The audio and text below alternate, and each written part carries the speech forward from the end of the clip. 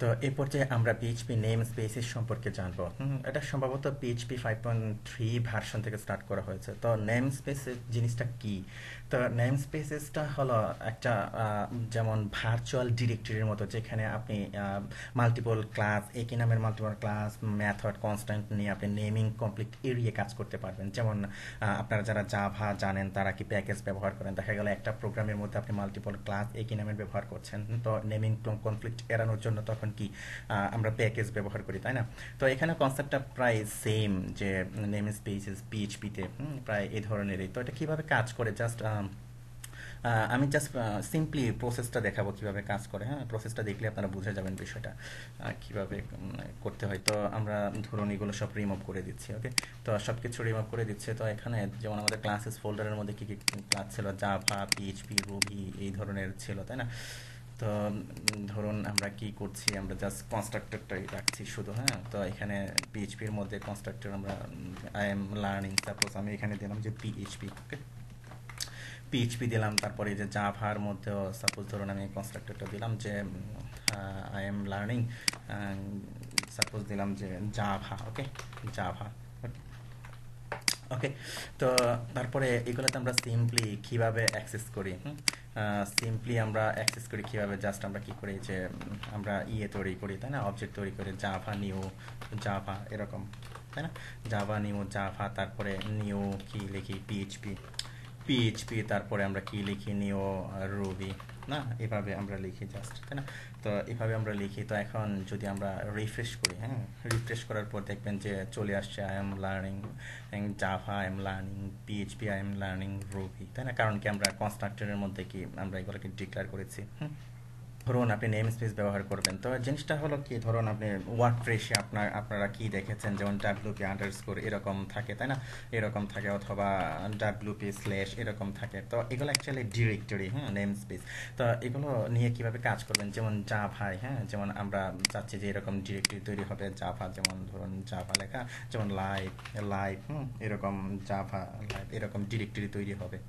তো এটা করার জন্য যে কাজটি করবেন, আপনাকে নেম স্পেস ডিক্লেয়ার করে নিতে হবে। যেমন এটা করার কিভাবে করবেন, এটা যেমন আমি এখানে লিখলাম যে একেবারে উপরে, হ্যাঁ, সবার উপরে আপনি লিখবেন যে name spaces, name spaces, name space. Okay, তো নেম স্পেস সাপোজ আমি চাচ্ছি যে স্ল্যাশ দিয়ে লাইভ লাইভ এই ধরনের স্ল্যাশ দিয়ে আসবে, জাস্ট লাইভ দিচ্ছি, অথবা সাপোজ আপনি আমার নাম দিয়ে দিলাম যে দেলওয়ার। ওকে, দেলওয়ার এরকম একটা ডিরেক্টরি তৈরি করবে। তো সাপোজ আমি এটাকে কপি করলাম। ওকে, এটাকে কপি করলাম, তারপরে এই যে এই ফোল্ডারের এই ফাইলের মধ্যে আমি এটা দিয়ে দিলাম। তারপরে সাপোজ ধরুন এই যে রুবি, রুবি ফাইলের মধ্যে আমি দিয়ে দিলাম। সাপোজ ধরুন এটার মধ্যে কি আমরা চাচ্ছি যে আরেকটা সাব ফোল্ডার হবে। সাপোজ আমি এরকম দিলাম সাব ফোল্ডার দিলাম যে লাইভ সাব ফোল্ডার হলো। ওকে, তো এগুলোতে কীভাবে আপনি অ্যাক্সেস করবেন, যেমন ধরুন আমি যদি এটাকে এখন রিফ্রেশ করি, আপনি দেখবেন যে ফ্যাটাল ইরর জেনারেট করেছে। তো এখানে ফ্যাটাল, এই যে জাভা নট ফাউন্ড, এখানে ফ্যাটাল ইরর জেনারেট করার একটা কারণ হলো যে আমরা কি এসপিএল অটো লোডার ব্যবহার করেছি। তো এখানে যদি নেম স্পেস ব্যবহার করে, নেম স্পেসের জন্য আবার স্পেশালভাবে আপনাকে auto loader SPL auto loader register করে নিতে হবে। তো আমরা এত জটিলতার দিকে যাচ্ছি না, আমরা জাস্ট এখন ইনক্লুড করে নিচ্ছি। হ্যাঁ, ইনক্লুড করে জাস্ট আমি আপনাদেরকে দেখাচ্ছি। ইনক্লুড কোথায় আছে এগুলা, ক্লাসেস ফোল্ডারের মধ্যে আছে, ক্লাসেস ফোল্ডারের মধ্যে আছে সাপোজ কি কি আমরা নিয়েছি, জাভা, তাই না? জাভা ডট পিএইচপি নিয়েছি। তো আমি জাস্ট কাট পেস্ট করে এগুলো ব্যবহার করছি। জাভা আছে, তারপরে কি পিএইচপি ডট পিএইচপি আছে, তাই না? পিএইচপি ডট পিএইচপি আছে, তারপরে আছে Ruby dot PHP, Ruby dot PHP. Okay, তো এখন যদি এটাকে রিফ্রেশ করি, তো রিফ্রেশ করার পর আবার এটা দেখাচ্ছে, কারণ হলো আমরা নেম স্পেস ব্যবহার করেছি, তাই না? তো নেম স্পেস যেহেতু ব্যবহার করেছে, আমাদেরকে নেম স্পেস এখানে বলে দিতে হবে। তো কীভাবে বলে দিবেন, কারণ যে ডিরেক্টরির মধ্যে যেভাবে নিয়েছেন, এখানে জাস্ট আমরা কি নিয়েছি, এই যে ধরুন দেলোয়ার নিয়েছি, তাই না? আপনি জাস্ট এটাকে কপি করলাম, কপি করার পরে যে জাভা, তাই না, আমি দেলোয়ার লিখলাম, তারপরে কি একটা ব্যাক স্ল্যাশ দেবেন। ওকে, তারপরে পিএইচপির মধ্যে আমি দেলোয়ার দিলাম, ব্যাক স্ল্যাশ দিলাম, তারপরে কি রুবি, রুবির মধ্যে দেখুন আবার একটা সাব ডিরেক্টরি অর্থাৎ সাব ফোল্ডার আমরা এরকম সাপোজ তৈরি করেছি, তাই না?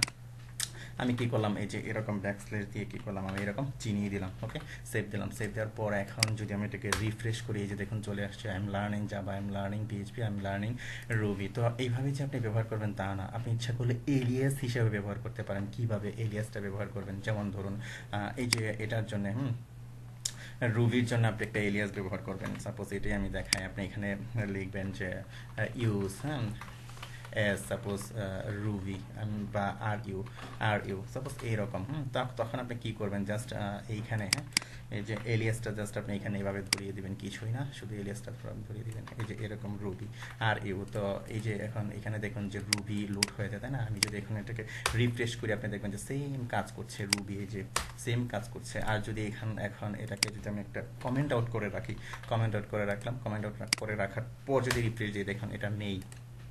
আবার যখন আমি এটাতে কমেন্ট আউট উঠিয়ে দিলাম, আবার যখন আমি এটাকে রিফ্রেশ করলাম চলে আসছে। অর্থাৎ এলিয়াস হিসাবেও কি আপনি এটাকে ব্যবহার করতে পারেন। তো আরও কিছু মজার জিনিস দেখায় আপনাকে, যেমন এগুলোর কিছু সুবিধা আছে, মানে নেম স্পেসটা আপনি কীভাবে ব্যবহার করবেন। যেমন ধরুন আমি এখানে আমরা কি করি, ডিফাইন করি ফাংশন, তাই না? যেমন এরকম ডিফাইন করি, ডিফাইন কনস্ট্যান্ট আমরা যেভাবে ডিফাইন করি, সরি, তো কনস্ট্যান্ট সাপোজ আমি এরকম লিখলাম, তারপরে এইরকম লিখলাম, তো এখানে আমি দিলাম যে HTML, ওকে, তো HTML, তো এখানে আমি দিলাম যে আই নো HTML দিলাম, তো এখানে আমরা একটা ব্রেক দিয়ে নিলাম আই নো HTML।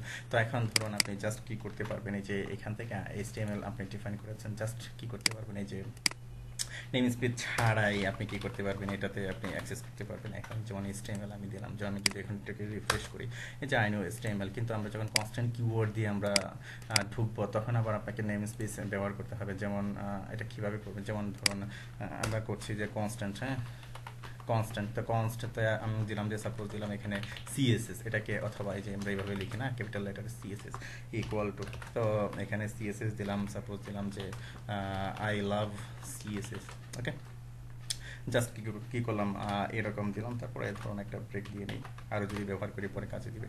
তো এখন ধরুন আমি এটাকে কপি করলাম, কপি করার পর এই যে আমি কি করেছি, HTML ব্যবহার করেছি, ঠিক এমনই এখন যদি আমি এটাকে করি, দেখবেন এটা কাজ করবে না, হ্যাঁ, এই যে রিফ্রেশ করলাম, দেখুন এটা কি বলছে এখানে, এখানে অলরেডি নিয়ে আসছে, কিন্তু এখানে কনস্ট্যান্ট কি বলছে, আনডিফাইন্ড কনস্ট্যান্ট, অর্থাৎ আপনি কি এখানে নেম স্পেসের মধ্যে কিন্তু আপনি এটা ব্যবহার করছেন, তখন আপনাকে অবশ্যই এটা নেম স্পেসটা বলে দিতে হবে, হ্যাঁ, আপনি জাস্ট এরকমভাবে নেম স্পেসটা ডিফাইন করে দিবেন, ওকে।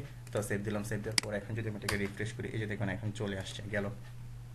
তারপরে আবার ধরুন যদি ফাংশন ব্যবহার করেন, হ্যাঁ, সাপোজ আমি একটা ফাংশন নিলাম, ফাংশন, তো ফাংশন আমি নিলাম যে কোডিং, ওকে, কোডিং আমি এরকম একটা ফাংশন নিলাম, তো ফাংশনের মধ্যে আমি এখানে লিখলাম যে একো,